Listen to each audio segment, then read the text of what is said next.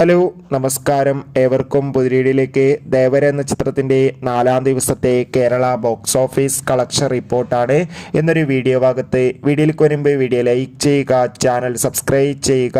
ഈ വരുന്ന സെപ്റ്റംബർ മാസം ധാരാളം ചിത്രങ്ങൾ OTT റിലീസ് ചെയ്യാൻ പോവുകയാണ്. നമ്മുടെ ചാനൽ ഭാഗം പരിശോധിച്ചാൽ നിങ്ങൾക്ക് കാണാം. ജൂനിയർ NTR, സഫി അലി ഖാൻ എന്നൊക്കെ പ്രധാന കഥാപാത്രങ്ങളായ ചിത്രമായിരുന്നു ദേവര. ചിത്രത്തിന് ഒരു ആവറേജ് അഭിപ്രായം മാത്രമാണ് കേരളത്തിൽ നിന്ന് പുറത്തുകൊണ്ടിരിക്കുന്നത്.